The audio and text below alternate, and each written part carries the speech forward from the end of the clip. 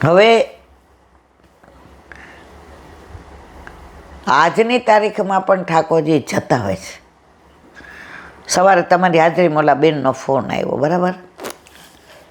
હવે હમણાં ઠાકોરજી પુષ્ટ કરાવ્યા. પેલા બધું હોય, માતા બધાને ત્યાં હોય. અમારે તો કેવું પરંપરાથી ને, એટલે અમે અમારા ઘરે બીજા ભગવાન જોયા જ નથી. હવે જે થતું હોય એ જાણે બધાય, પણ અમને ખબર છે કે ઠાકોરજી સિવાય બીજું બધું હોય. બધા એમ કે અમે અહીંયા જાય છીએ ને અહીંયા જાય છીએ. અમે ઘરમાં કોઈથી પૂછીએ નહીં કે અમે જઈએ. અમારા કોલેજમાંથી ને એકવાર જંગલેશ્વર કે ક્યાંક લઈ જતા હતા. એટલે શંકર ભગવાન મંદિર આપણે બધા હા જો બિલેશ્વર આપણી કોલેજમાંથી જ લઈ જતા હતા. એટલે બાને મેં પૂછ્યું, મેં તો બિલેશ્વર બધા કોલેજમાંથી જાય છે, એટલે કે ફરવા જાઓ છો દર્શન કરવા? મેં તો એ મને નથી ખબર, કારણ કે આવું બધું જોયું ન હોય. એટલે પાછું મેં ત્યારે આપણે ટીજે મહેતા હતા, તમને ખબર હોય તો, પ્રોફેસર એકાઉન્ટ્સના. મેં તો સર આપણે ફરવા જાય કે દર્શન કરવા? મને કે ફરવા. એટલે પછી મેં પૂછ્યું, બા ફરવા જાય છે? હા તો તું તાર જા. પછી તો પહેલાં છે ને આવું કેટરિંગ ને આવું બધું નહોતું. ઘરેથી ને બધા થેપલા ને પૂરી ને શાક ને સુખડી ને. એટલે બાએ કીધું કે જો સાંજે હું બનાવી રાખીશ થેપલા ને એવું, ઠાકોરજીને ધરાવેલો. સવારે બધું લઈને જાજે. અને સુખડી તો મારી પ્રિય. હવે ત્યાં ગયા એટલે બધાય સવારે પેલી નદી હતી, ખબર છે ને, ત્યાં બધાય ત્યાં નાયા ને પગ બોળ્યા. એટલે બાએ શીખવાડ્યું હતું, ગમે ત્યારે ગમે એની ભેગા જાઓ, આપણે ક્યાંય નાહવાનું નહીં. આપણે ગર્લ છીએ, છોકરી છીએ. ત્યાર બાને ગુજરાતી મેં આપણને સમજાવે, આપણે દીકરી છીએ, આપણાથી ક્યાંય ઉઘાડા જળાશયમાં નવાય નહીં. આપણે તો ત્યાં એટલે પગથી છપછપિયા બોલાવ્યા. પછી બધા કે ચલો જસાણી દર્શન કરવા. મેં તો ક્યાં? બિલેશ્વર મહાદેવના. અને બિલીના ઝાડ તમે જોયા હતા ને, ગણાય છે. મનમાં કીધું મારી બાઈ ના પાડી છે કે દર્શન કરવા જતા હો તો નહીં જવાનું. તો મને આજની તારીખમાં યાદ છે. અને ત્યારે ક્યાં ફોન હતા પૂછાય. પણ મારી ભેગા એક સર વૈષ્ણવ હતા, એટલે મને કે હાલ દર્શન કરવા. મેં કીધું મારી બાઈ ના પાડી છે કે અહીંયા ફરવા જવાય, દર્શન કરવાનું હોવાય. મને કે જય શ્રી કૃષ્ણ કરવા હોય. જો મારા ગળામાં એક કોન્ઠી છે, અને મારા ઘરના એને ઓળખતા, અને અમારા બંગલે એ આવતા. મેં તમે જાઓ? મને કે આપણે કહેવાનું શંકર ભગવાનને જય શ્રી કૃષ્ણ, એટલે રાજી થાય કે હું જેને માનું છું એ જ આને માને છે, એટલે મને જય શ્રી કૃષ્ણ. પછી એની ભેગી ગઈને જય શ્રી કૃષ્ણ કર્યા. ને પછી તો રહેમાન તોફાન ને મસ્તી. પછી સાંજે ગયા એટલે બાએ પેલું જ પૂછ્યું, ત્યાં મહાદેવ છે, ગયા હતા દર્શન કરવા? મેં કીધું મને જતીન સર એવું કીધું કે જય શ્રી કૃષ્ણ કરવા જવાય. મને કે કયા જતીન સર? મેં તો ઓલા બંગલા આવે છે. મને કે પતે જય શ્રી કૃષ્ણ કર્યા પગે? મેં જય શ્રી કૃષ્ણ કર્યા. મને કે જ્યાં જાય ને બટા ત્યાં શંકર ભગવાનને જય શ્રી કૃષ્ણ કરાય, મહાદેવને. તો આ બધું અમને તો નાનપણથી શીખવાડ્યું હતું. એટલે કોઈ દી હજી સુધી એવો વિચાર ના આવે કે અમે આમ કરીએ ને આમ કરીએ ને આમ કરીએ. બસ આરાધ્ય કે ને સોંડવાળા ગોપાલ, એણે બીજા જોયા નથી, અમે નથી. હવે મોટા થયા એટલે બધું જોઈએ, વાંચીએ, કરીએ. પણ એવો જ આપ સાચો બની ગયેલો મહિના પહેલાંનો પ્રસંગ. ઓનલી જસ્ટ બિફોર 1 month, 1 મહિના પહેલાંનો. એ બેને ઠાકોરજી પુષ્ટ કરાવેલા, અને ઠાકોરજીને લાડ લડાવે. અને ઠાકોરજી સિવાય એને બીજું બધું ગમે નહીં. અને એના મિસ્ટરને એટલી જ આસક્તિ, એનો દીકરો એવો અને એના સાસુ એવા. ઘરમાં ગોખોડિયું ગામ. બહાર જવાનું એને ક્યાંય મન ન થાય કે મારા ઘરે બિરાજતા મારા ઠાકોરજી મારા માટે સર્વસ્વ. અને આ સત્સંગ જ્યારથી ચાલુ કર્યો વેરી ફર્સ્ટ ડેથી એ સાંભળે તો કે ઈલા આંટી તમને 5 મિનિટનો ટાઈમ હોય ને તો મારે તમને આ સાચી બની ગયેલી યાદ કરવી છે. મેં કીધું છે. અને આજે ઠાકોરજીની કૃપાથી રવિવારે ફોન ઓછા આવે. બધાને ખબર હોય કે આજે બધા ઘરે હોય, બાકી તો ફોનથી હું થાકી જાઉં, અમારું કાનેય થાકી જાય ને દુખવા માંડે. એણે જે વાત કરી 100% સાચી, કે કેવો સાદો ભાવ જતાવે.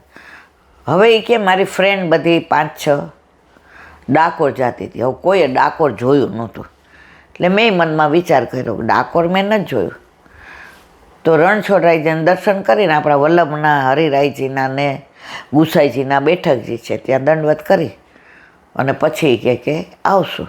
એટલે મેં કીધું સારું, મારી ટ્રેનમાં ટિકિટ બુક કરાવજો. એટલે કે અમદાવાદ સુધી જઈને પછી ત્યાંથી ગાડી મંગાવશું. કે સારું. હવે ટિકિટ થઈ ગઈ, બધું થઈ ગયું. પછી મારી ફ્રેન્ડનો ફોન આવ્યો. એ કે આ નરેન્દ્ર મોદીને લીધે અત્યારે પાવાગઢ તો એટલું સરસ થઈ ગયું છે, એકવાર જોવા જેવું છે. એટલે મેં મનમાં વિચાર કર્યો કે ફરવાના સ્થળ તરીકે જોવા જેવું હોય ત્યાં ઓલું દૂધિયું તળાવ ને બધું, તો હું દર્શન કરવા નથી જતી, પણ હું ફરવાના સ્થળ તરીકે પિકનિક પોઈન્ટ જાઉં. એટલે મેં કીધું સારું. તો કે આપણે ત્યાંથી ને નવસારી કે ક્યાંક ઉતરી જશું, કોઈ જાણ અમદાવાદ થોડું ભૂલી જાઓ, અને ત્યાંથી ડાકોર દર્શન કરી અને પછી બધા પાવાગઢ જાશું, અને પછી ટ્રેનમાં બેસીને, એટલે 2 દિવસમાં આપણે ઘરે આવી જશું. એટલે મારા સાસુને કીધું કે બા તમે સેવા પહોંચશો? તો કે હાથ ઉતાર જાય. પણ મનમાં અંદર એમ થાય હું કરું છું એ બરાબર છે, હું કરું છું એ બરાબર છે. હવે જવાનું તો એ દિવસે બેગ લઈને, તો ઘડી એમ થાય બેગ ખાલી કરી નાખું, મારે નથી જવું, બેગ ખાલી કરી નાખું, મારે નથી જવું. પછી મારા મિસ્ટર કે ફરવા જાય તો જઈ આવો, હવે બીજી વાર ન જાતી ધ્યાન રાખજે. નીચે ઉતરી તો મારા મિસ્ટરને કીધું ભલે ટિકિટ જાય, મારે નથી જવું. એ કે ઓલા 5 જણને કીધું છે પછી આવું ના કરે. એ કે ટ્રેનમાં બેઠેલા આંટી, અને નવસારી અમારે ઉતરવાનું હતું. હવે મને એટલો બધો ગેસ થયો, એટલી બધી એસિડિટી, માઇગ્રેનની દવા લીધી, એસિડિટીની લીધી, ગેસની લીધી, અને ક્યાંય ચેન ન પડે. એમ થાય કે હવે અહીંયાથી હમણાં ટ્રેનમાં સાંકળ ખેંચવી પડશે. એટલી બધી ગભરામણ થાય ને, ક્યાંય મારથી રહેવાય નહીં. અને આમ એમ થાય કે શું પડતા મેલું. હવે ઓલા 5 જણા તો બધી આ જ વાતો કરે, માતાજી આમ ને માતાજી આમ ને. આ લોકો પુષ્ટિ માર્ગવાળા તો એકને જ માને ને બીજાને માને નહીં. હવે બધા અવશ્ય.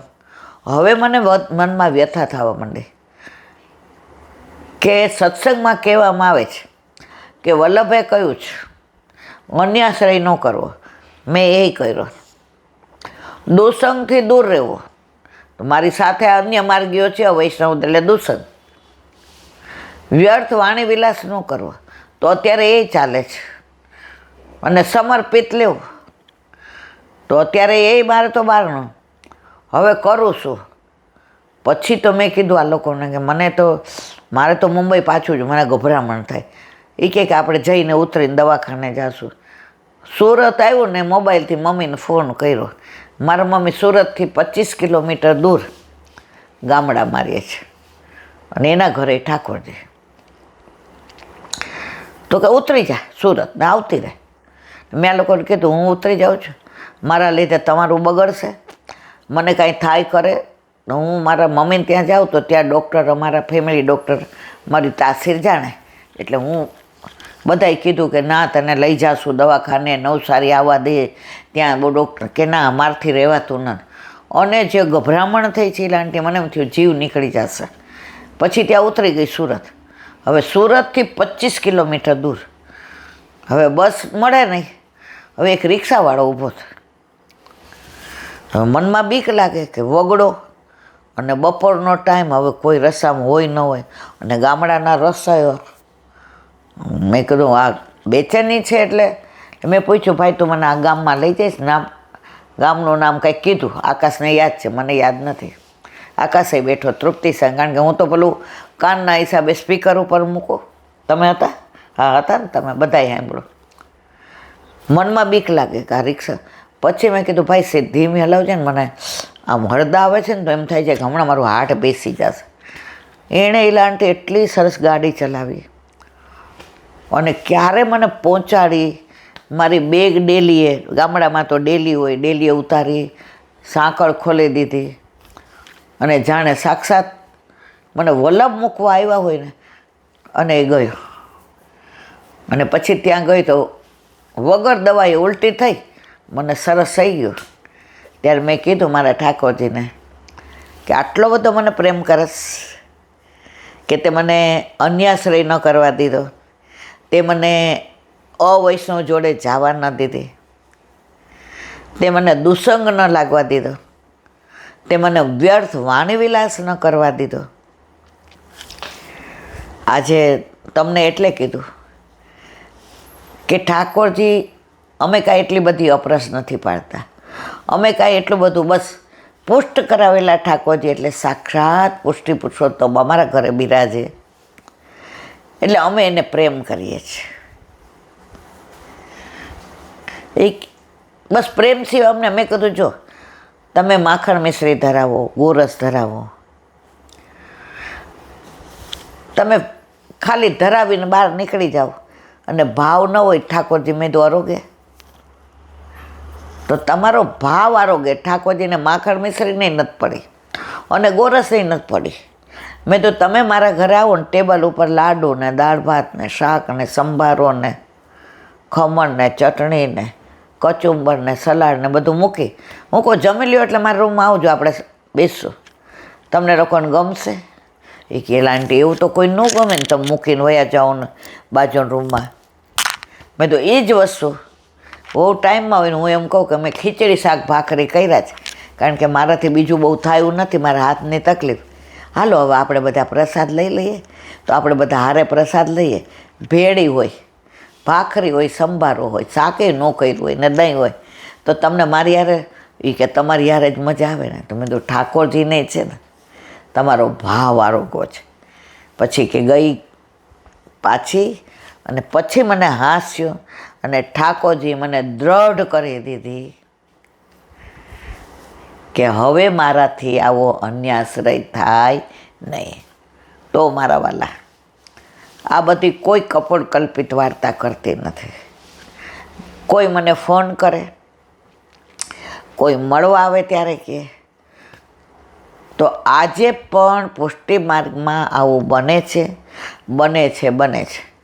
જો તમારો આશરો દ્રઢ હોય તો વલ્લભ તમારી રક્ષા કરે છે, કરે છે, કરે છે. એમાં કોઈ શંકાને સ્થાન નથી. આ તો આવા જે મને કહે એની વાતો કરું છું.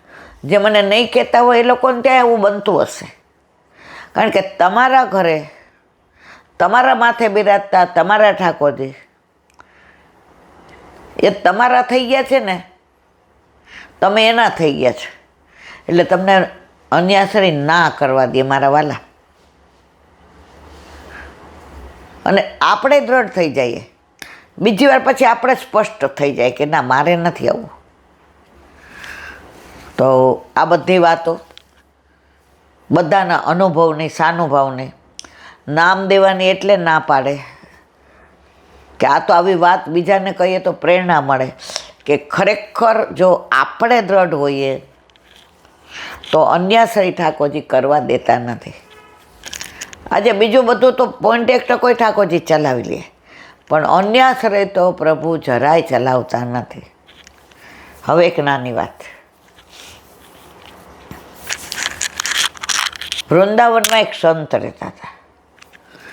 એ સંત આખો દિવસ રાધે રાધે શ્યામ મિલા દે, રાધે રાધે શ્યામ મિલા દે, શ્યામ મિલા દે, રાધે રાધે, રાધે રાધે શ્યામ મિલા દે, શ્યામ મિલા દે, રાધે રાધે, રાધે રાધે શ્યામ મિલા દે, શ્યામ મિલા દે, રાધે રાધે, રાધે રાધે શ્યામ મિલા દે.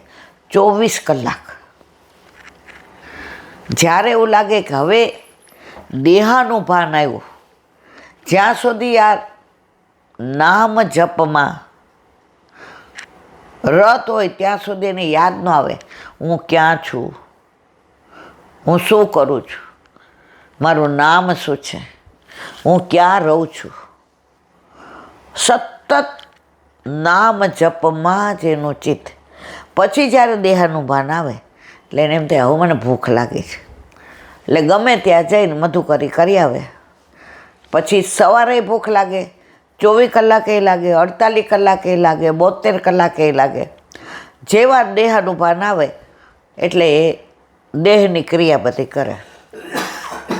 હવે એમ કરતાં એ લગભગ 75-80 વર્ષના થયા.